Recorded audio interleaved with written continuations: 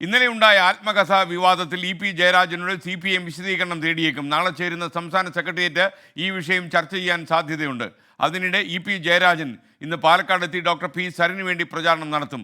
EP. ജയരാജൻ്റെ ആത്മകഥയിൽ സ്വതന്ത്ര സ്ഥാനാർത്ഥി ഡോക്ടർ പി സരനെതിരെ അതിരൂക്ഷ വിമർശനങ്ങൾ ഉന്നയിച്ചിരുന്നെന്നത് മറ്റൊരു കാര്യം. വിവരങ്ങളുമായി തിരുവനന്തപുരത്ത് നിന്ന് ഷെബീദ് റാവുത്തറും കോട്ടയത്ത് നിന്ന് ടോബി ജോൺസണും പാലക്കാട് നിന്ന് നിഖിൽ പ്രമേഷും തത്സമയം ചേരുകയാണ്. ആദ്യം ഷെബീദിലേക്ക്. Good morning to all of you. Shebeed Rawther, good morning. Shebeed, ശരിക്കും ഇന്ന് അദ്ദേഹം പാലക്കാട്ട് എത്തുന്നത് ഒരു ഡാമേജ് കൺട്രോൾ എക്സർസൈസ് ആണെന്ന് നമ്മൾ മനസ്സിലാക്കുന്നു. ഒരുപക്ഷേ പാർട്ടിയുടെ സമ്മർദ്ദവും അതിലുണ്ടായേക്കാം. എന്താണ് ഈ CPM ഒരു വീക്ഷണം ഈ കാര്യത്തിൽ?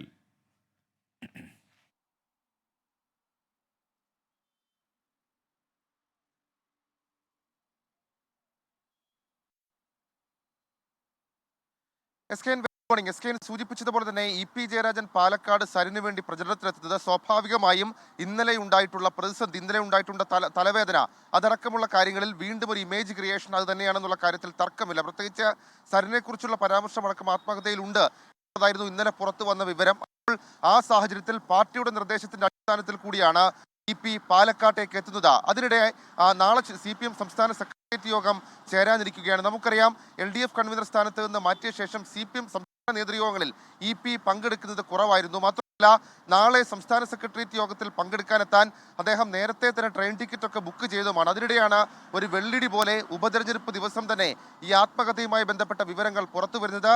അത് സർക്കാരിനെയും പാർട്ടിയെയും പോലെ വെട്ടിലാക്കിയ ഒരു സംഭവമാണ്. ഈ വിഷയത്തിൽ ഇ.പി.യോട് നാളെ സംസ്ഥാന വിശദീകരണം തേടിയേക്കുമെന്നുള്ള സൂചനകൾ ഈ ഘട്ടത്തിൽ പുറത്തു വരുന്നുണ്ട്. പാർട്ടിയെ സംബന്ധിച്ച പാർലമെന്റ് തെരഞ്ഞെടുപ്പിൽ, ലോക്സഭാ തെരഞ്ഞെടുപ്പ് ദിവസം സമാനമായി ഇ.പി. ഉണ്ടാക്കിയ ഒരു തലവേദനയുണ്ട്.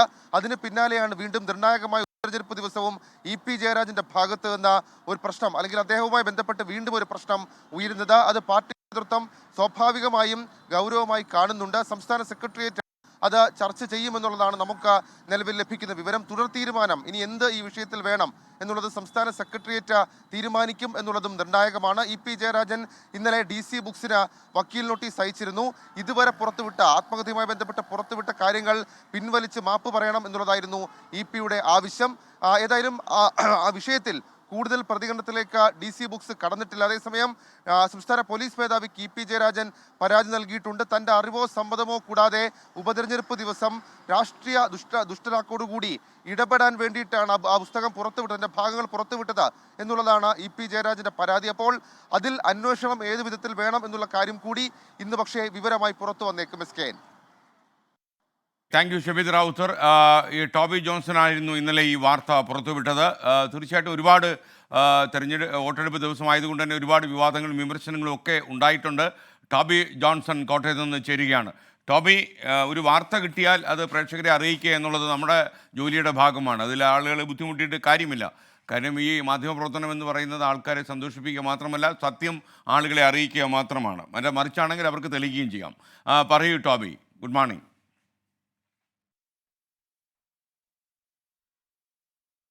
Good morning S K N. തീർച്ചയായിട്ടും ഇത്തരത്തിലുള്ള ഒരു വാർത്ത വരുമ്പോൾ അതെങ്ങനെ നമ്മൾക്ക് കണ്ടില്ലെന്ന് നടിച്ച് മിണ്ടാതിരിക്കാൻ സാധിക്കും ഒരു മാധ്യമപ്രവർത്തകനെ സംബന്ധിച്ചിടത്തോളം എന്നതാണ് എൻ്റെ മുന്നിൽ വന്നൊരു ചോദ്യം. അതുകൊണ്ട് തന്നെയാണ് അതുമായി ബന്ധപ്പെട്ടുള്ള വാർത്ത നമുക്ക് നൽകേണ്ടതായിട്ട് വന്നത്. കൃത്യമായി DC-യുമായി ബന്ധപ്പെട്ട വൃത്തങ്ങളിൽ നിന്ന് തന്നെയാണ് നമുക്ക് ഈ വാർത്ത ലഭിച്ചത്. ഇനി ഇ.പി. പറയുന്നത് പോലെ എന്തെങ്കിലും ഗൂഢാലോചനയുണ്ടോ എന്നതടക്കമുള്ള ചോദ്യങ്ങളാണ്. അങ്ങനെയുണ്ടെങ്കിൽ തെളിയിക്കേണ്ടത് ഇ.പി. തന്നെയാണ്. ഇതുമായി ബന്ധപ്പെട്ട ഒരു ഗൂഢാലോചനകൾക്കും നമ്മൾ വഴങ്ങിക്കൊടുത്തിട്ടില്ല. ഒരു വാർത്ത ലഭിച്ചപ്പോൾ അത് നൽകുക മാത്രമാണ് ചെയ്തത്. ഏതായാലും DC ഇക്കാര്യത്തിൽ ഒരു വിശദീകരണം ഇപ്പോഴും നൽകിയിട്ടില്ല. അതായത് ഇന്നലെ വക്കീൽ നോട്ടീസ് വന്നു. അതുകൊണ്ട് തന്നെ നിലവിൽ DC-യുടെ ഭാഗത്ത് നിന്ന് ആ വക്കീൽ നോട്ടീസിനുള്ള മറുപടിയോ അല്ലെങ്കിൽ കൂടുതൽ പ്രതികരണങ്ങളോ ഒന്നും തന്നെ നടത്തിയിട്ടില്ല. നിലവിൽ ഈ പുസ്തകം നീട്ടിവെക്കുന്നു, പ്രിന്റ് ചെയ്യാൻ എന്നുള്ളത് മാത്രമാണ് നൽകിയിട്ടുള്ളത്. ഇ.പി. ജയരാജൻ പറയുന്നത് പോലെ ആരെയും താൻ പ്രസിദ്ധീകരണത്തിന് ഏൽപ്പിച്ചിട്ടില്ല എന്ന് പറയുന്നതൊക്കെ DC നിഷേധിക്കുന്നുണ്ട്. കാരണം കൃത്യമായിട്ടുള്ള ചില ധാരണകൾ ഉണ്ടായിട്ടുണ്ട് എന്ന് അവർ നമുക്ക് അനൗദ്യോഗികമായിട്ട് ചില വിവരങ്ങൾ നൽകിയിട്ടുണ്ട്. അതുകൊണ്ട് തന്നെ ഈ പുസ്തകവുമായി ബന്ധപ്പെട്ട് ഇ.പി. ഇപ്പോൾ ഉയർത്തുന്ന ഈ കാര്യങ്ങളൊക്കെ അല്ലെങ്കിൽ ഈ നിഷേധങ്ങളൊക്കെ തന്നെ അത് പിടിച്ചു നിൽക്കാനുള്ള ഒരു പിടിവള്ളിയായിട്ട് വേണം നമുക്ക് മനസ്സിലാക്കാൻ. എന്തായാലും നമുക്കറിയാവുന്നതുപോലെ തന്നെ ഈ പറയുന്ന CPM നേതാക്കൾക്കൊക്കെ അല്ലെങ്കിൽ പ്രമുഖരായിട്ടുള്ള മന്ത്രിമാർക്കും എല്ലാവർക്കും VDC-യും പിയുമായിട്ടടക്കം വലിയ ബന്ധങ്ങളുണ്ട്. ഒരു ഫോൺ കോളിൽ അന്വേഷിച്ചാൽ എന്താണ് വസ്തുത എന്ന് അറിയാൻ സാധിക്കുന്നതേ ഉള്ളൂ.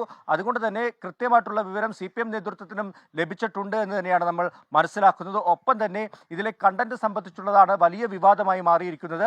അതുകൊണ്ട് തന്നെ EP എഴുതാൻ നൽകിയ ആൾ ഇത് എഴുതിയിട്ടുണ്ടോ എന്നതടക്കമുള്ള കാര്യങ്ങൾ ഇനി പുറത്തു വരേണ്ടതുണ്ട്. അങ്ങനെയാണെങ്കിൽ അതുകൂടി ചർച്ചയാക്കപ്പെടേണ്ടതാണ്.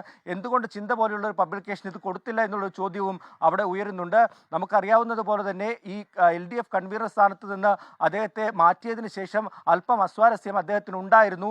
അതുകൊണ്ട് തന്നെ അതിനുശേഷം കുറേ നാളുകൾക്ക് ശേഷമാണ് വീണ്ടും നേതൃത്വവുമായി അടുത്ത പാർട്ടി പരിപാടികളിലൊക്കെ അദ്ദേഹം സജീവമായി വന്നത്. അതിനിടയിലാണ് ഈ ഒരു കാര്യം പുറത്തു വന്നത് എന്നാണ് അദ്ദേഹത്തെ ചൊടിപ്പിച്ചിരിക്കുന്നത് എന്നാണ് നമുക്ക് മനസ്സിലാക്കാൻ സാധിക്കുന്നത്. എന്തായാലും സംസ്ഥാന സെക്രട്ടേറിയറ്റിൽ ഇത് വിശദമായിട്ടുള്ള ചർച്ച നടക്കുമെന്ന് തന്നെ ഇപ്പോൾ മനസ്സിലാക്കാൻ സാധിക്കുന്നുണ്ട്. അതിന് പിന്നാലെ എന്തായാലും വരും ദിവസങ്ങളിൽ രവി DC ഇപ്പോൾ വിദേശത്താണ്. അദ്ദേഹം മടങ്ങിയെത്തിയതിനു ശേഷം ഇതിലൊരു കൃത്യമായിട്ടുള്ള മറുപടി നൽകുമെന്നും നമ്മൾ പ്രതീക്ഷിക്കുന്നു. SKN. ഓക്കെ, ടോബി ജോൺസൺ ആണ് ഇന്നലെ ഈ വാർത്ത പുറത്തു കൊണ്ടുവന്നത്. EP ജയരാജൻ വ്യക്തിപരമായ ഒരു നല്ല മനുഷ്യനാണ്. അദ്ദേഹം നമ്മളുമായിട്ടൊക്കെ നല്ല ബന്ധമൊക്കെ സൂക്ഷിക്കുന്ന ആൾ തന്നെയാണ്. എന്നാൽ കഴിഞ്ഞ കുറച്ചധികം കാലമായി പാർട്ടിയിൽ വല്ലാത്ത അവഗണന അനുഭവിക്കുന്നത് അദ്ദേഹം വളരെ അസ്വസ്ഥനായിരുന്നു. മാത്രമല്ല അദ്ദേഹത്തോട് പോലും ആലോചിക്കാതെ സെൻട്രൽ കമ്മിറ്റിയുടെ അനുവാദമില്ലാതെയാണ് അദ്ദേഹത്തിന് LDF കൺവീനർ സ്ഥാനത്ത് നിന്ന് മാറ്റിയത്. അതുപോലെ വിവാദങ്ങളുടെ പേരിൽ അദ്ദേഹം മന്ത്രിസ്ഥാനം രാജിവെക്കുമ്പോൾ തിരിച്ച് എത്തും അദ്ദേഹം എന്ന് പ്രതീക്ഷിച്ചിരുന്നു. എന്നാൽ അതുണ്ടായില്ല. മാത്രമല്ല അദ്ദേഹത്തെക്കാൾ ജൂനിയർ എന്ന് അദ്ദേഹം വിശ്വസിക്കുന്ന MV ഗോവിന്ദൻ പാർട്ടിയുടെ സംസ്ഥാന സെക്രട്ടറിയായി. അങ്ങനെ ഒരുപാട് പരാതികൾ അദ്ദേഹത്തിൻ്റെ പാർട്ടിയെക്കുറിച്ചുണ്ട്. മാത്രമല്ല സ്വന്തം ജീവൻ പോലും തൃണമൂൽ ഗണിച്ച് അദ്ദേഹം ഈ പാർട്ടിക്ക് വേണ്ടി പോരാടിയ ആളാണ്. അങ്ങനെ ഒരാളെ ഇങ്ങനെ അവഗണിക്കാമോ എന്നുള്ള ചോദ്യമൊക്കെ ബാക്കിയുണ്ട്.